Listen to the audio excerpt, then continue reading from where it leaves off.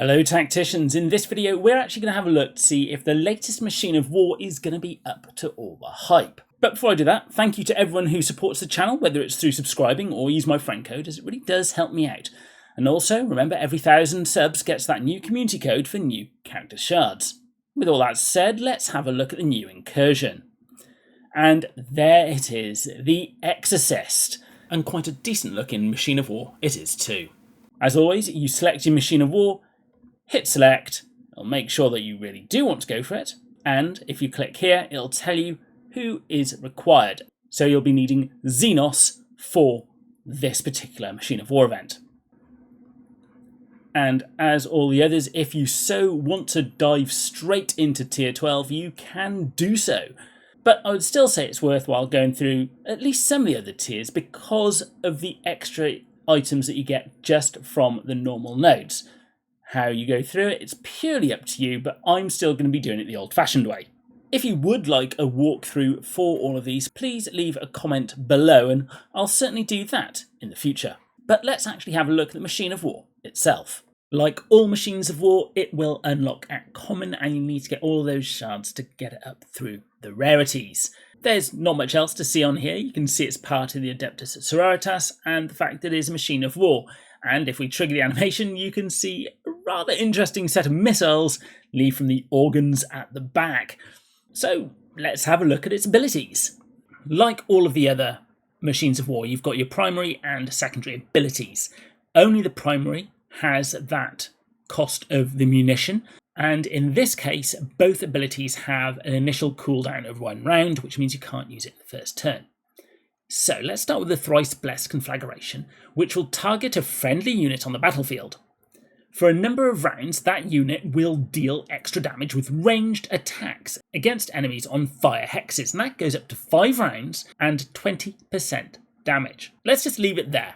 If that was it on its own, this isn't really meant for Adeptus Sororitas. This is your Neurothrope and Thousand Suns buffer. But let's continue and we'll talk about them later.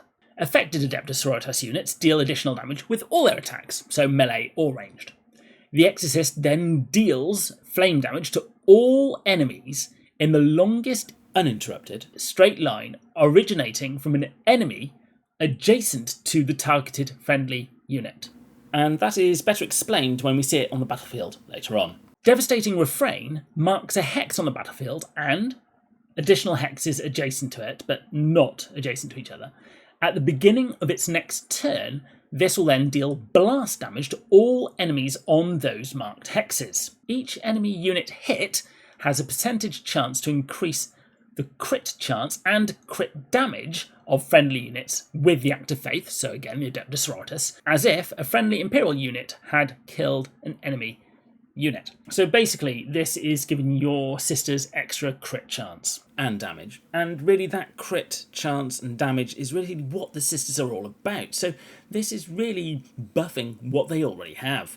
And then if you think of someone like Vindicta, all of a sudden you've then got an additional massive chance to increase that crit chance and crit damage. But as I said earlier, this is, in my opinion, is something there to buff the Neurothrope Guild Raid team. And at level 44, getting plus 20% damage against enemies who are on fire, well, that's really good. And it's easy to get those fire hexes because of Ahriman, who himself has had a buff, so there's no upper limit to his buff to damage that he can grant if a psychic character hits someone on a flame hex.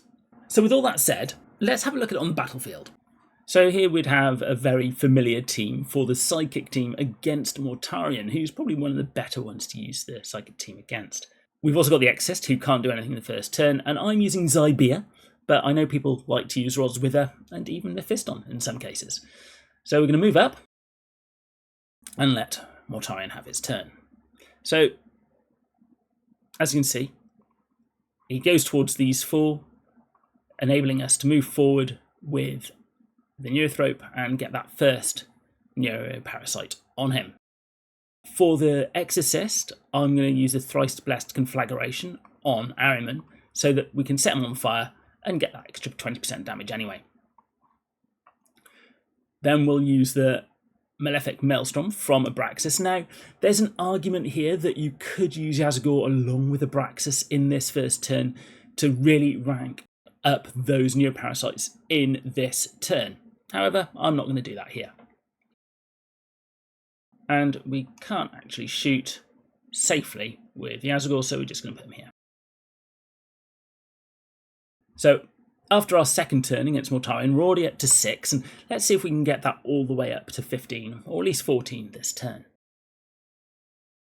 So again, we'll hit with Abraxas. We're going to move Yazagor across and hit as well, getting another neuroparasite because he is next to Abraxas and gaining that benefit.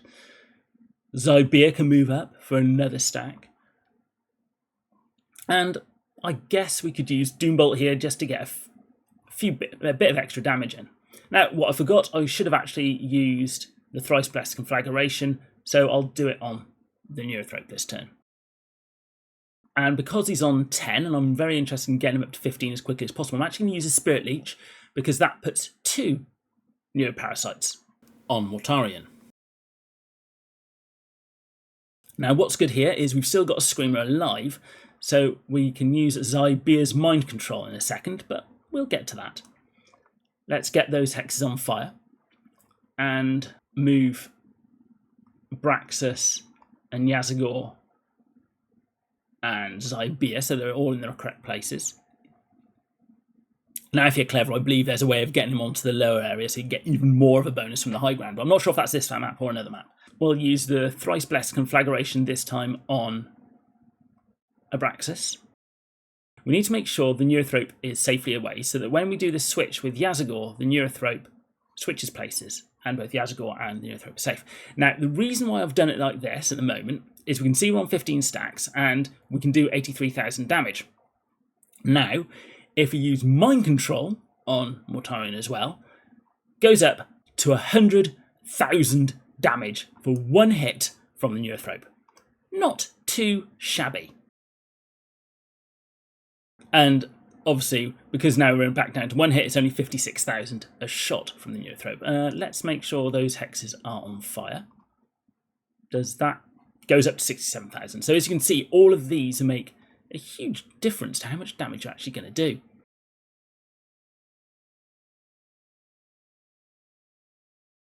And I even forgot to put the Thrice Blessed Conflagration on this turn. Oh well. It is a very hungry machine for those munitions, so bearing that in mind, you may want to only put it on 1 or 2 characters. And in the final round, we're nearing 300,000. Let's see what we can actually get to. Again, make sure those hexes are on fire.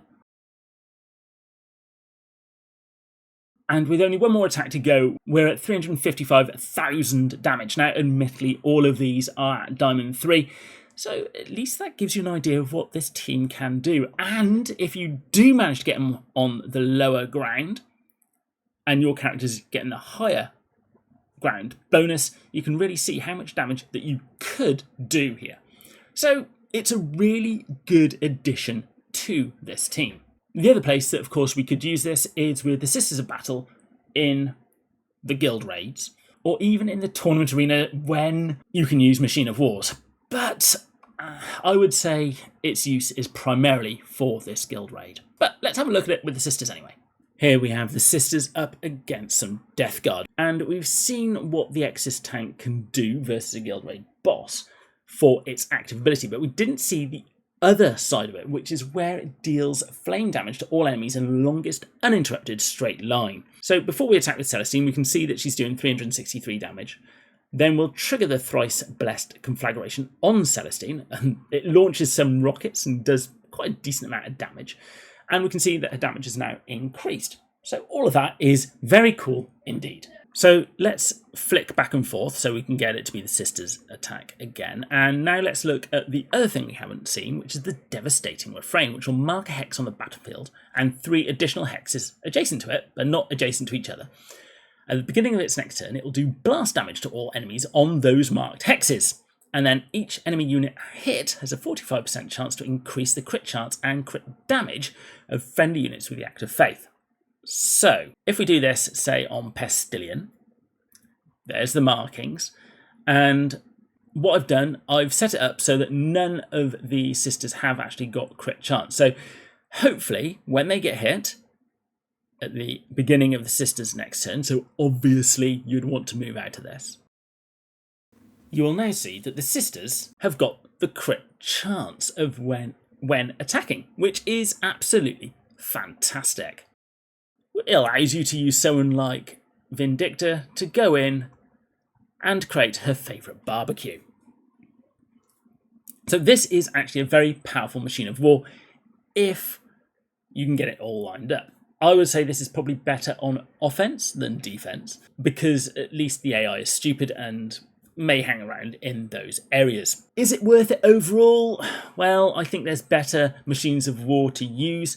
I would only actually get this if you've got the others, but if you don't have the others, I would definitely focus on the Biovore or the Forge Fiend first. Or if you've got the mechanical team set up, definitely use your opportunity to get the Dreadnought and get that up to maximum as well. However, if you're a fan of the Psychic team or a massive fan of Sisters, then yeah. But just remember, it is very hungry for those munitions, so just make sure you take that into your considerations. If you like these videos, then it would be much appreciated if you at least think about using my friend code, as it really does help me out.